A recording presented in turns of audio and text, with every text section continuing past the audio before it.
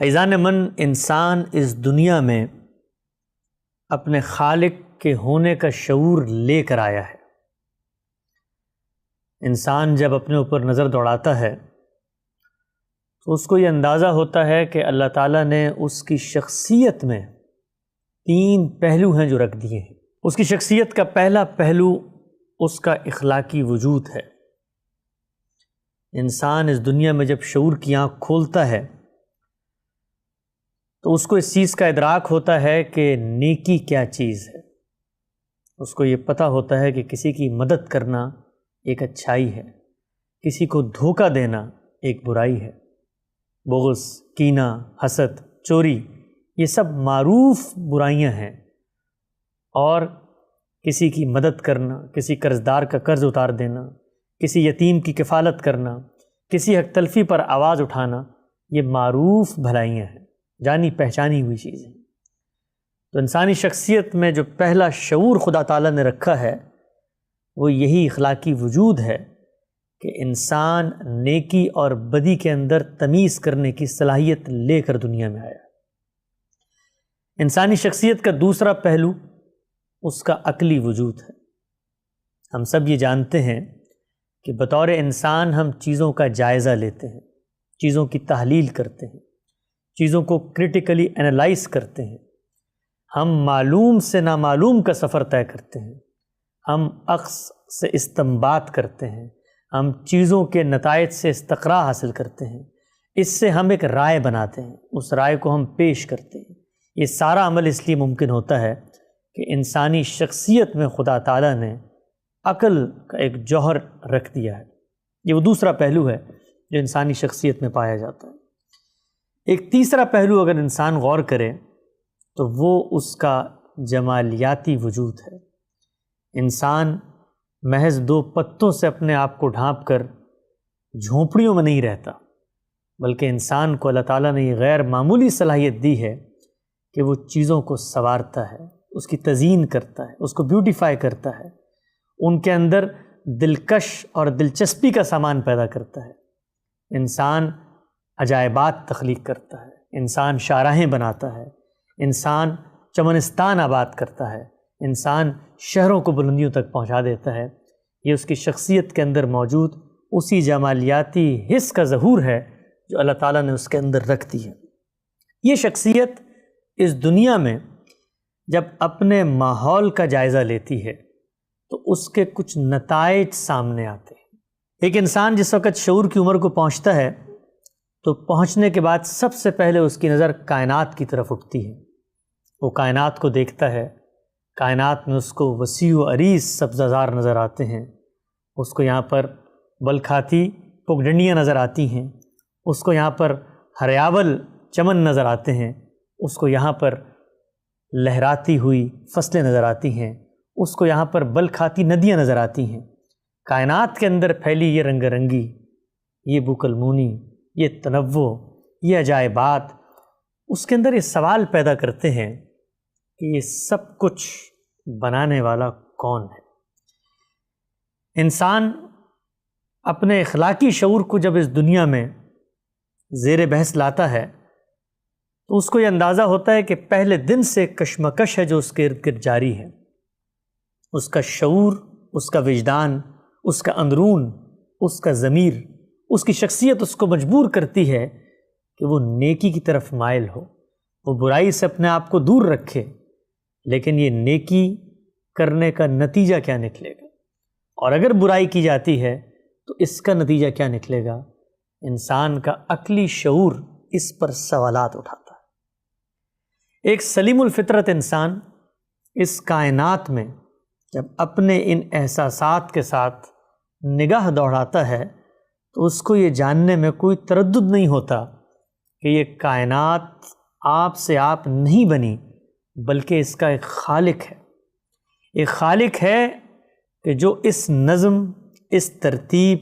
اس ربط و نظام کے ساتھ اس کائنات کو چلا رہا ہے۔ ایسا نہیں ہوا کہ یہ کائنات آپ سے آپ کسی حادثے کے نتیجے میں بن گئی ہے۔ انسان یہ جانتا ہے کہ حادثہ تخریب پیدا کرتا ہے، حادثہ چیزوں کو بکھیر دیتا ہے، حادثے کے نتیجے میں نظام نہیں بنتے، حادثے کے نتیجے میں نظم اور ڈسپلن نہیں وجود میں آتا، حادثے کے نتیجے میں عجائبات نہیں بنتے۔ کوئی ہے جو اس دنیا کو بنانے والا ہے، کوئی ہے کہ جس نے میرے اندر نیکی بدی کا شعور رکھا ہے،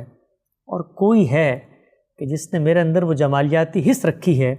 کہ جس سے میں اس کائنات کے حسن کو اور نکھار دیتا ہوں۔ انسان اگر خارجی تصورات سے اپنے آپ کو علیحدہ کر کے محض اپنی شخصیت کو سامنے رکھ کے کائنات پر غور کرے تو کوئی دو رائے پر نہیں پہنچ سکتا کہ اس کائنات کا ایک منعم حقیقی موجود ہے، اس کائنات کا ایک خالق موجود ہے۔ پھر انسان اس کائنات میں نکلتا ہے تو نعمتوں کی ایک دنیا ہے،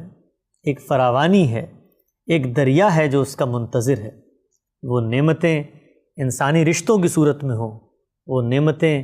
غذاؤں کی صورت میں ہوں، وہ نعمتیں اس کے جسم کو صحت اور فرحت پہنچانے کے ضمن میں ہوں، الغرض ایک لاتعداد سلسلہ نعمت ہے جو اس کے گرد بکھرا پڑا ہوا ہے۔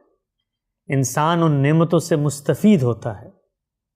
اس استفادے کے نتیجے میں اس کے اندر ایک جذبہ شکر و سپاس پیدا ہوتا ہے۔ وہ یہ چاہتا ہے کہ یہ کائنات جس کا ایک خالق ہے، اس خالق کے ساتھ اپنے اس تعلق کا اظہار کرے، اس خالق کو یہ بتائے کہ میں نعمتوں سے جو استفادہ حاصل کرتا ہوں اس کے نتیجے میں میرے اندر ایک جذبہ شکر پیدا ہوتا ہے، تو میں اس منعم حقیقی، اس خالق کائنات، اس پروردگار عالم سے ایک رابطہ قائم کروں، اس کو یہ بتاؤں کہ میں اس دنیا میں اپنی شخصیت پر غور کرنے کے نتیجے میں اور اس کائنات کے عجائبات کو دیکھنے کے بعد یہ کہنے پر مجبور ہوں کہ اس کو کسی نے بنایا ہے۔ نہ صرف یہ کہ بنایا ہے بلکہ بنانے کے بعد وہ اس کے انتظامات کو بھی سنبھالے ہوئے ہے، وہ اس چیز پر نگاہ رکھے ہوئے ہے کہ سورج کو کس وقت نکلنا ہے، وہ اس بات کو جانتا ہے کہ چاند کو کس وقت روشن ہونا ہے،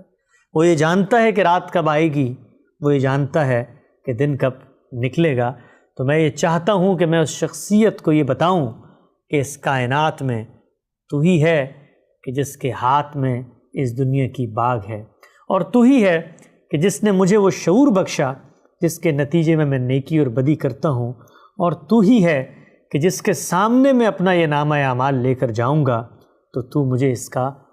انعام دے گا۔ عزیزان من، انسان کے سامنے جب دنیا کی یہ زندگی آتی ہے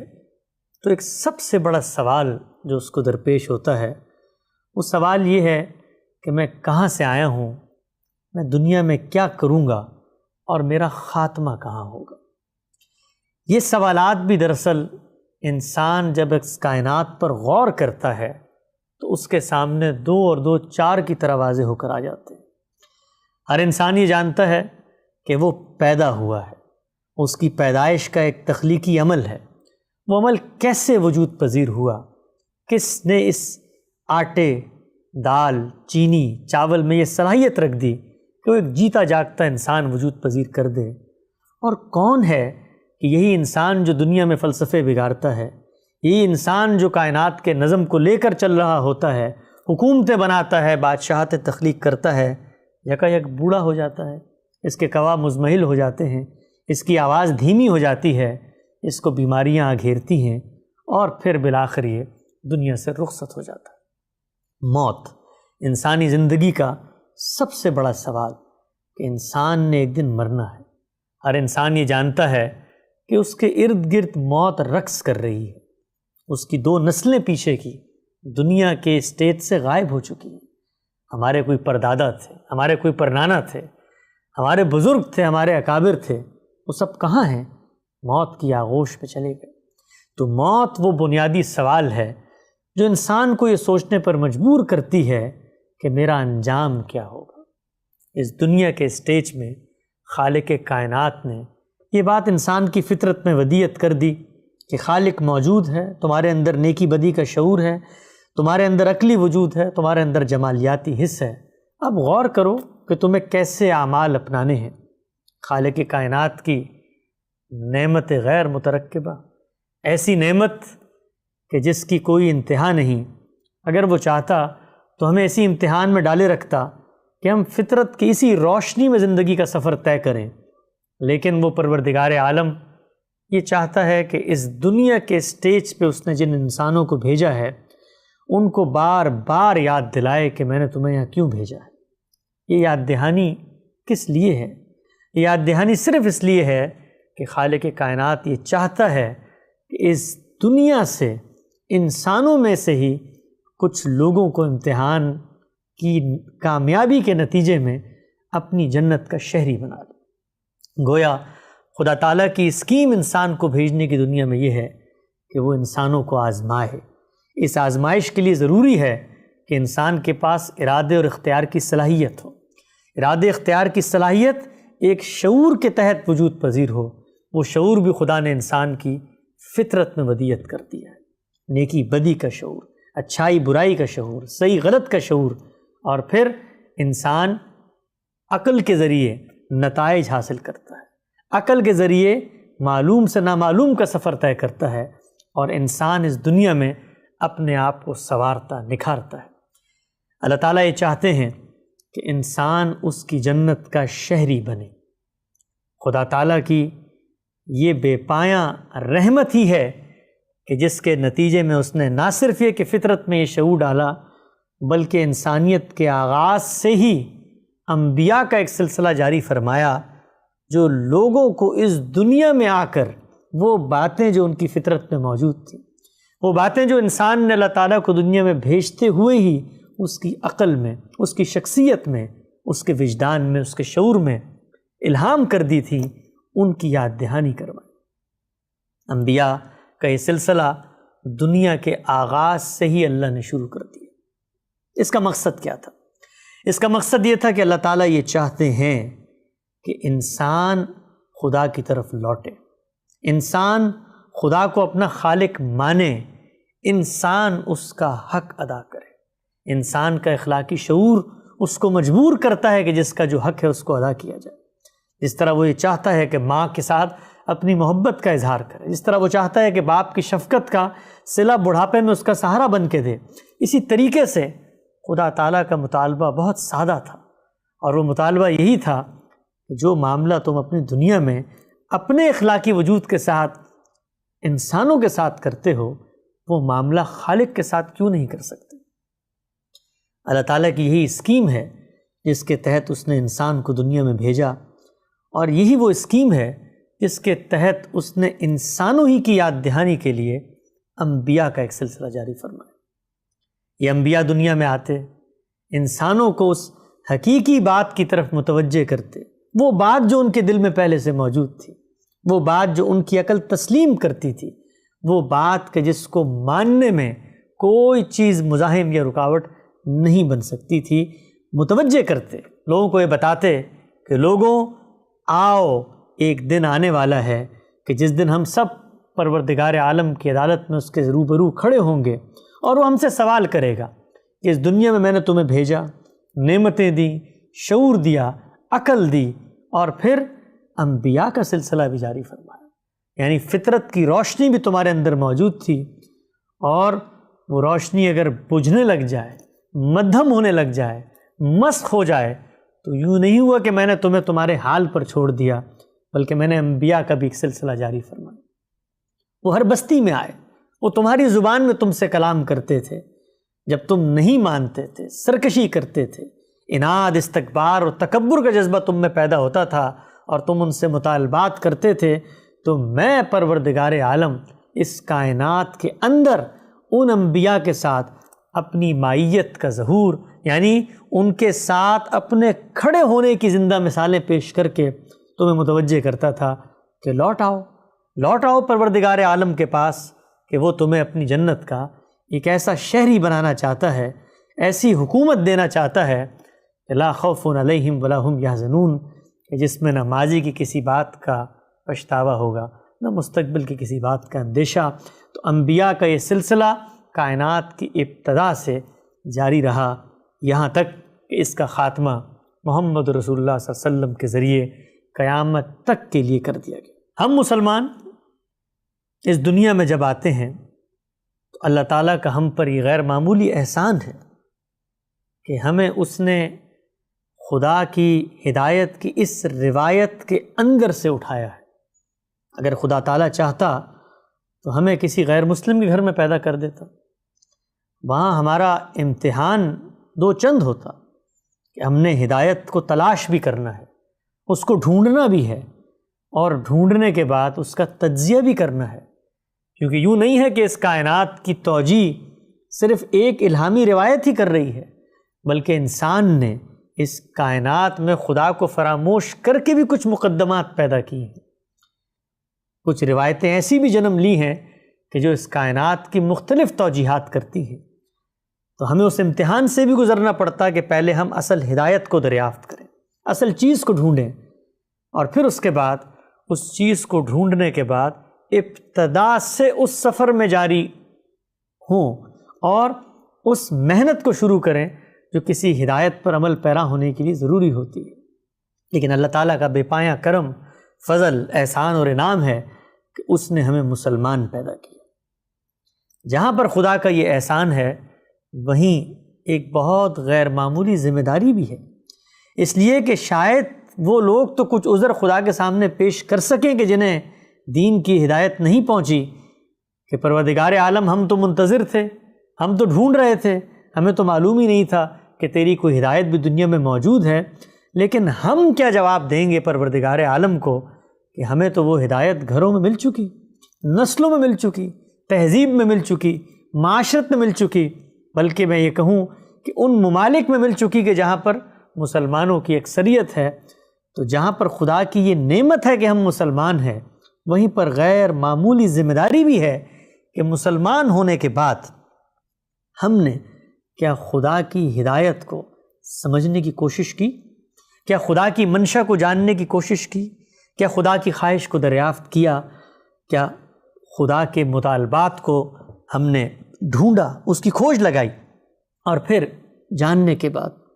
کیا سدید نیت کے ساتھ، کیا صدق دل کے ساتھ، کیا مصمم ارادے اور جذبے کے ساتھ، کیا محکم جدوجہد کے ساتھ اس پر عمل پیرا ہونے کی کوشش کی؟ تو مسلمان ہونا جہاں پر اللہ کی غیر معمولی عنایت ہے، وہیں پر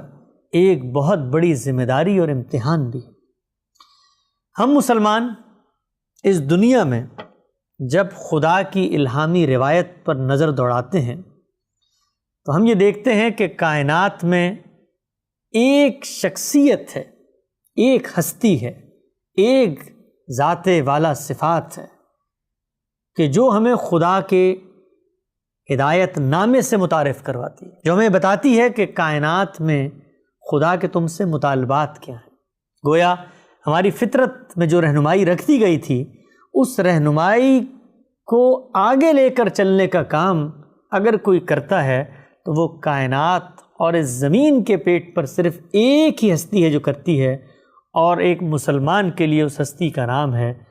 محمد رسول اللہ صلی اللہ علیہ وسلم۔ یہ انہی کا مقام اور منصب ہے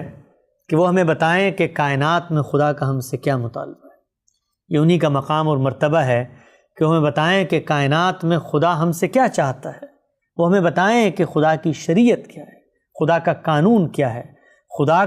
کا قائم کردہ وہ ضابطۂ حیات کیا ہے کہ جس پر عمل پیرا ہو کر ہم خدا کی جنت کے ایک شہری بن سکتے ہیں۔ یہ انہی کا منصب اور مقام ہے